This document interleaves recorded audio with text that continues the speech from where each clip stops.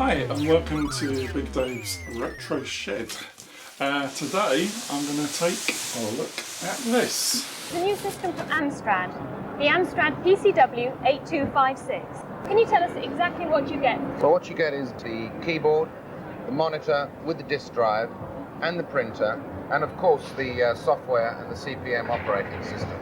As you can probably tell, it's not the original box. I've done this for the benefit of having the unboxing experience as much as I can to share with you. So what I plan to do here is we're going to unbox this system, take you through it, and then we'll get it all set up and try it out, make sure it all works. Okay, so let's dive in and see what we have.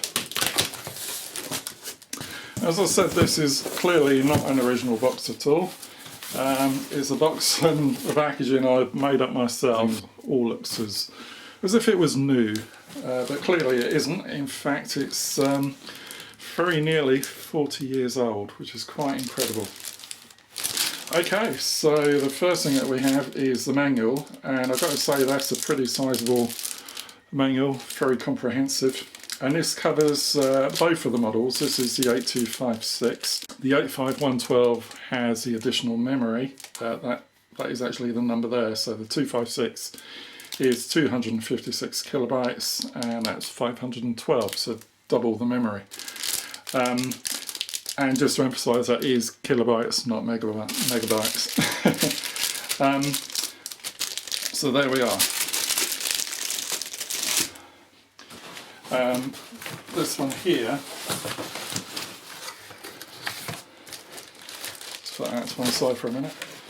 So this book here, we have the more in-depth guide to using the Wordprocessor, which is Locoscript 2.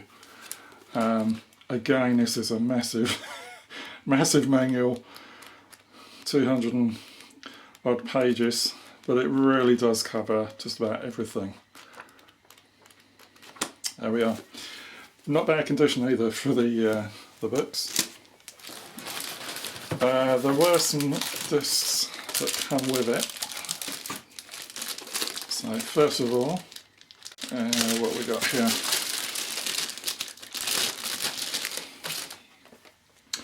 So we've got the Locoscript disc here, and on the flip side is the CPM Plus.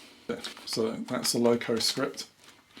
We've also got some CPM Plus programming utilities, Dr. Logo, and some help files. So all useful stuff. This one here, I'm not sure of.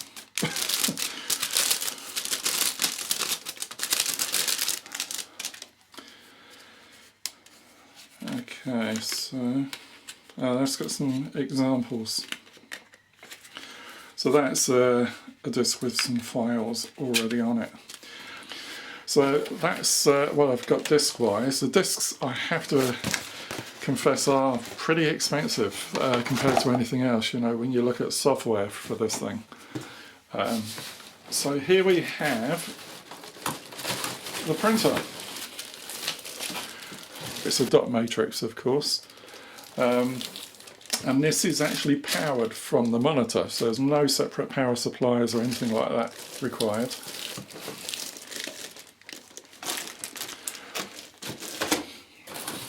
we'll just take all this out of the way.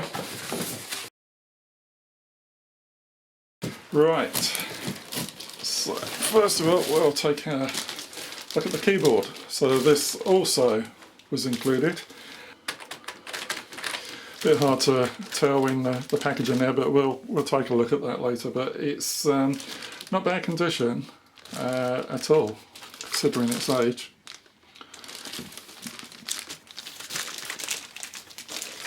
And then we get onto the main system. So just bear with me, I'll move this box out of the way. Plenty of recycling.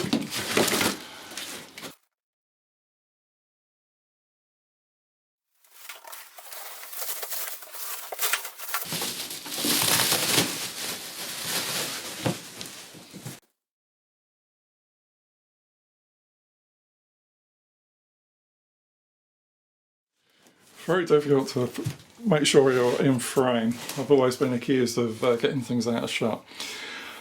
So here we are, here's the actual system, because the entire computer is actually built into the monitor itself, as is the floppy drive and all the interface connections as well. As you can see, it's pretty badly yellowed. So once the sunshine and the warmer weather returns, then I'll probably consider retrobriting this. Certainly the keyboard itself seems to be the original colour, and the stand's not quite so bad, but it would look nice. I think this is where you can really see the yellowing. There was obviously a sticker here at some point, and that's just for comparison. Not in bad shape actually. There's a bit of the bracket missing there. It does have a plug fitted, although I'll certainly be changing this one. It's very old, hasn't got the protection on the pins. But it's worth pointing out actually as a little side note that around the time that this came out, and I think well into the early 90s, most products sold, electrical products sold in the UK, didn't actually come with plugs fitted. It was down to the buyer to buy a plug as well and fit it. Sometimes the shop would do that for you, which was probably a safer option, because quite a lot of people didn't actually know how to wire a plug, or at least very well. But at least the plug in those days, this is actually made in England, and it conforms to British standards. Two things that you don't really see these days. Anyway, so that's the plug there. If I just tilt it forward a little bit, you can see you got the adjustment here. So this is for the vertical hold and also for the horizontal sync. And this was quite common on old TVs as well. You know, sometimes the picture would roll and that would sort of bring it back into a stable image. Looking at the overall size of this thing, I mean, you can see the advantage. Whoa. Definitely don't want that. Maybe we'll take this box out of the way. There we are. I can't break it before I've actually done the video to test it, can I? So, very small form factor, and you have probably seen images of this before, set up with obviously the keyboard in front, but with the printer sat on top. Certainly you could do that, and that would be a very neat solution, but I'm not sure how stable that would be whilst it's actually printing. So what we're going to do now is we're going to get this thing all set up. So the first thing we need is the monitor, or all-in-one system actually. This is the computer and everything all in the monitor itself. Okay, so as I turn it around, the first thing you can see here is this port on the side. This is where we attach the keyboard. It's just a regular DIN connector, which were very common at the time. As we go further around, at the top here we've got a power port here, or a DC power output. That's 24 volts. That is for the printer. Below that we've got this connector here, which is for the printer ribbon cable. It looks very similar to an IDE connector. So below that we've got this expansion edge connector. This was used with an expansion module which you could buy. I think it was about £75 at the time. And that would basically fix over this connector, would be secured in place with a couple of screws into these two holes here. And that would give you the standard serial connector RS232, a Centronics parallel port as well. And that meant that you could add things like a better quality printer, you know, daisy wheel, etc. You could add things like a mouse, joysticks, you could add a light pen, even a modem. So you could actually hook up with BBS's, email and so on. Nowadays they actually make products which attach on there and give you Wi-Fi capability, so you can still actually take a look at the BBSs and so on. Certainly this all-in-one solution wasn't as limiting as you think. So whilst most Amstrad products would never be considered sort of groundbreaking in terms of the technology they used, it was really a case of dressing up older technology. You know, they were perhaps groundbreaking in terms of, you know, achieving such cost-saving designs that certainly look very impressive. And that didn't just apply to computers, you know, it was reflected in things like their hi-fi systems, video recorders and so on. It does simplify everything, you know, not just from the manufacturing point of view, but for the end user. You know, to start with, there's really the absolute bare minimum of connections required. And of course, just the one mains plug. Of course, it's a green screen. That, to me, that's part of the attraction. I very much think of old computers, the Commodore PET and Tandy TRS-80 Model 3s and so on. But yeah, that's part of the appeal for me anyway. So we'll now get set up with the connections. So the first thing we need is a keyboard. Here. It simply goes like that. We then need a printer.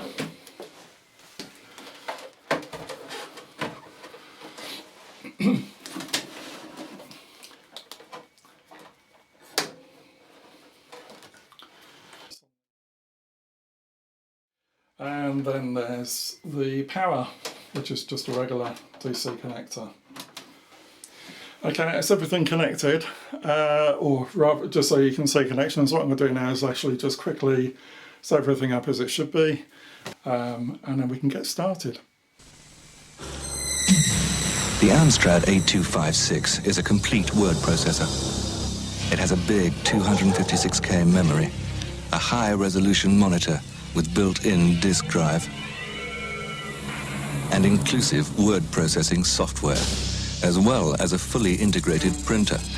Yet it costs just £399 plus VAT. When you update the office, shouldn't you make room for one? The Amstrad 8256, more than a word processor, for less than most typewriters. Okay, so before we power on the system, I'm just going to take a quick look at the keyboard itself and then the printer. So the keyboard, the first thing you notice is the weight of it. It's actually very solid. You know, this doesn't flex or anything like that. Quite a nice weight to it, so it's not going to slide around your desk. The bottom of the keyboard does have these, what looks like attachments for feet to angle the keyboard. But if you look at it edge on, or end on I should say, you can see that the moulding does already have this sort of angled profile anyway, so it's not sort of sitting flat on the desk. The keyboard itself, very tactile and clicky. I actually think it's really nice to use, although it will take some getting used to because of course the layout is slightly different. Certainly a lot nicer than the sort of some of the stuff that we have nowadays. This is a sort of generic USB keyboard. It's very lightweight, and this feels, you know, pretty awful. Yes, I believe this is still a membrane keyboard. It's not mechanical. Certainly that would be in keeping with trying to achieve the price. But yeah, there's nothing wrong with that at all. So that's the keyboard. Next, the printer. So the first thing you notice with the printer is really the quality. It's certainly not bad. There's a good weight to it. It's pretty sturdy plastics. Certainly I would say that this is better made than my Epson models that I have now. If you look at this, you can tell even of the dust cover here, which becomes the sheet feed, the thickness of the plastic there, you know, it's quite substantial, and that carries across the whole thing. You know, it all feels very sturdy. It's not flexing or creaking in any way. So the paper would obviously load in here. I think these two holes here were for a couple of plastic guides that you could have. I'm not sure if they would have come with it originally. And equally there was also a tractor unit. I'm not sure if that came with it or was an option. But that would allow you to use the sort of fanfold continuous stationery that was popular for things like customer order forms, invoices, that kind of thing. So the controls on the side there, this one here just releases the bar just to aid with the loading of the paper, and once in place you can actually rotate that round. All sort of controls that are very similar to the typewriter that this was designed to replace, of course. So under the front panel here we can see not the print cartridge but the print ribbon. So this simply has a couple of spools there with a ribbon wrapped around with ink on it, and the pins on the printer strike through the ribbon onto the paper to create the characters. Print quality was really no better or worse than many other printers of this time. But certainly a bit later in the series they had things like a daisy wheel printer available on their systems, and then of course as time went on we sort of moved on to inkjets. Yeah, dot matrix quite standard and to be expected for the price, to be honest. So that's a printer. Okay, so we have our computer all set up and ready to use, and that's exactly what we're going to do next. All the cables for the printer and so on are all hooked up, got the power switched on. But before we do that, I just want to highlight the fact that I'm not here to show you how it works. I've never actually owned one of these back in the day, so it's going to be very much a learning curve for me as much as anyone else.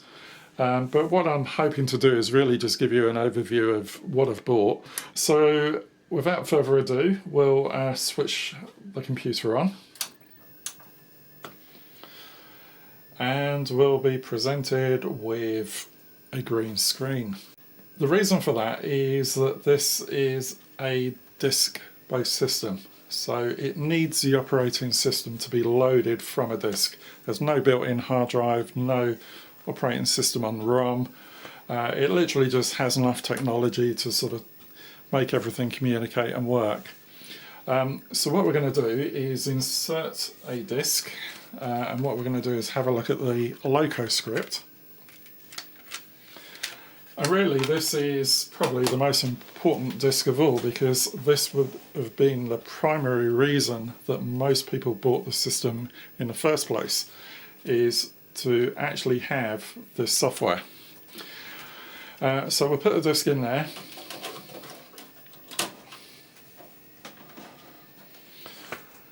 That will now load. If I hadn't have put the disk in, you would have just literally got the green screen for a long time and a couple of warning beeps, I think. So this is the intro. It says Locoscript version 1.2. That is a bit of a mystery because when I bought it, I've got Locoscript 2 as a manual. Not sure what the differences are. So here we are. The Locoscript is now loaded. And this is our intro screen, which comes under disk management. So at first glance it all looks very complicated here, especially if you've never used DOS or CP/M or things like that. It's all text-based, there's no icons or anything like that. So let's just break this down. So at the top here we have the menu options under disk management. So we've got C, create new document, E, edit, P, print document, direct printing, and then various modes under here, disk change, etc. Modes and options. Below that we have a view of the drives on the system. So we've got drive A, drive B, drive M. Drive A is this drive here. In fact, I've just got the one drive on this system. You could actually upgrade and fit a second drive. That would go here where this panel is, which would show up as drive B. But you also have this drive M, which is essentially like a sort of virtual hard drive or RAM drive. Now that curiously says 352k free, or kilobytes free. And you're probably thinking, well, this has 256k, it's the 8256. And that is because they sold an upgrade kit.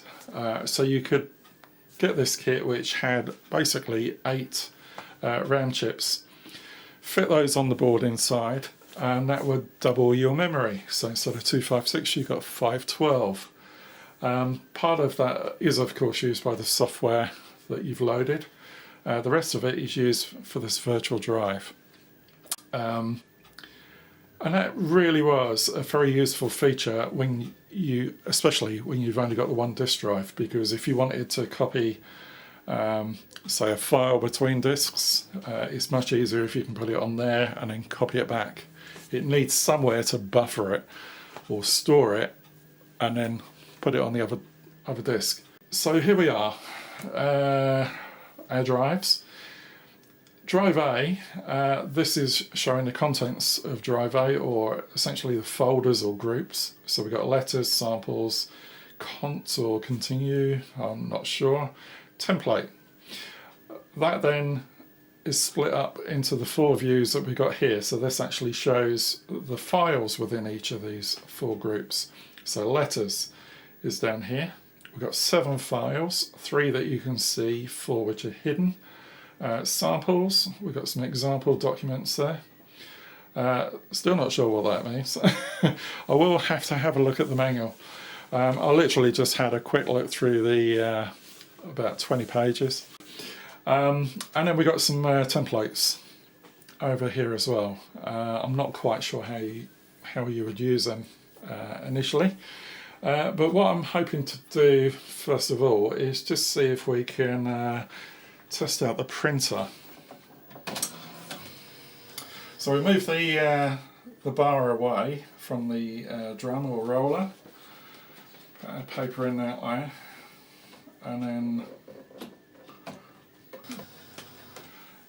there we are, it's loaded it into position, and then click that back over.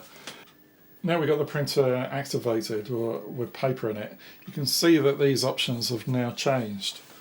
So what I want to do first of all is just choose one of these little samples. Advert. Well, let's give that a go, shall we? F7 and then print document. Enter. Right, so there will be a bit of confusion over the enter and return keys. On computers nowadays, you're used to them being essentially the same function. But on this, there is a clear distinction between when you use enter and return. Return is used within the word processor, enter is used for the functions, as far as I know. So we want to print all pages, hopefully it's only one. Okay, and now we can listen to the lovely sound of a dot matrix printer. That is the sound of my childhood.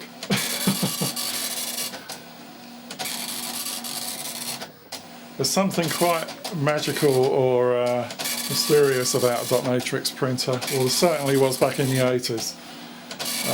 It was just amazing to see all these words appearing in front of you.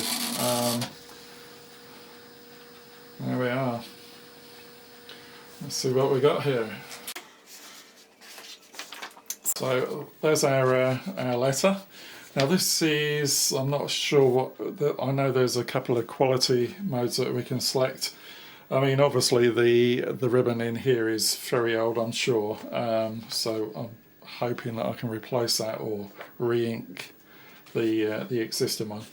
But that doesn't look too bad. I mean, if you're not used to dot matrix printers, you might think, God, that's terrible. But, back in the day, that was probably about as good as it got. It would certainly look a lot clearer than this with a new ribbon. So this is a sample of the disc here. Petrol-driven lawnmower with power drive, 14-inch cut, selling because of a move to a small city centre flat. Well, I suppose that was good enough reason as any. It's in good condition, given a service and a thorough overhaul, £75. Sounds like a bargain. I might call him up actually, it's probably sold by now. So there we are, that's a letter sample, not that bad actually. And then if I flip it around, actually leave it like that.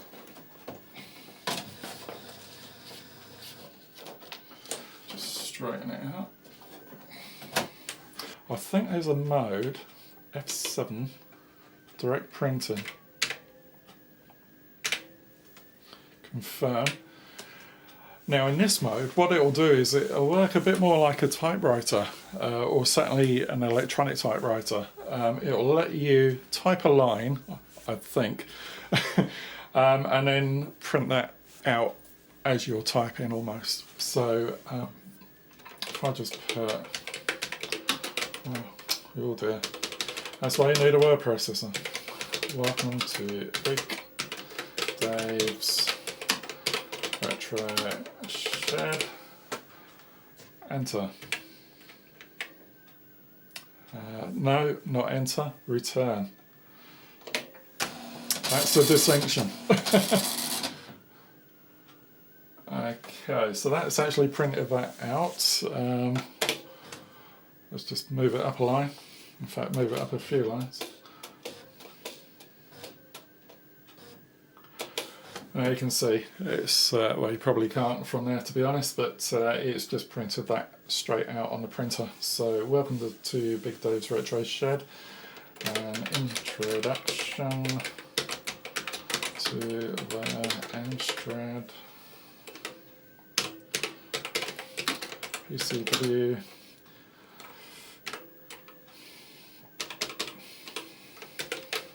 (8256). Although really this is now a PCW 8512 with a memory upgrade.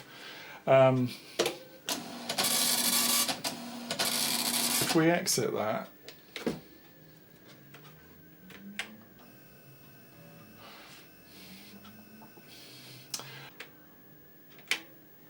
so what I'm going to do this time is see if we can go into edit.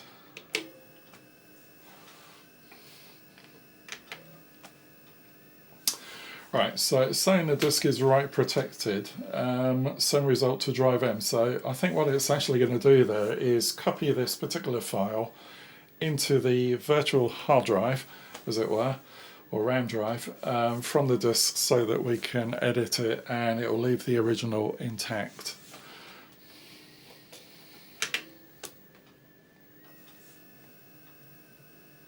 There we are.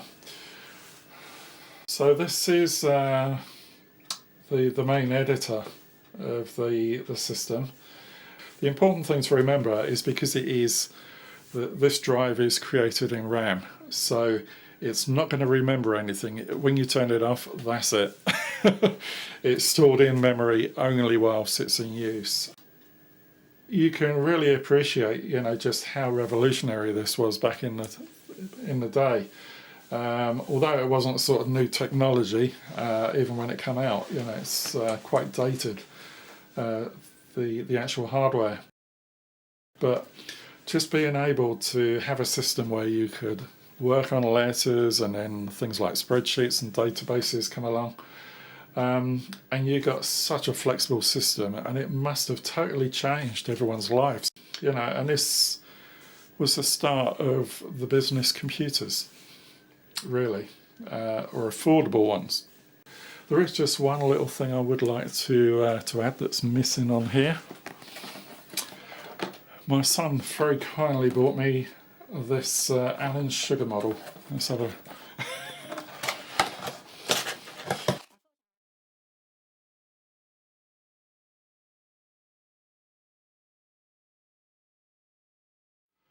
I think you're fired. I like that. Yeah, you can have pride of place over there. So there we are. We're fully complete. Got Allen Sugar watching over me while I'm using his computer. I'm very impressed that everything all works, including the printer. it's really quite a testament. You know, Amstrad's synonymous with making sort of very cheap and cheerful products. You know, it's very much about the price. But in this particular case, considering that this thing is almost 40 years old, I'm impressed. Yeah. I don't know how old the ribbon cartridge is, but the fact that that's printing at all is quite amazing. And it's not bad, you know. So hopefully I can get a new ribbon for that or re-ink it. But yeah, that's hopefully you've enjoyed having a little look around the system and know a bit more about it. I'm sorry that I can't show you anything in any detail. I don't really know how it works, to be honest, but we will discover as we go along. But that's it for now. Thanks very much for watching, and I'll see you in another video another time. Thank you.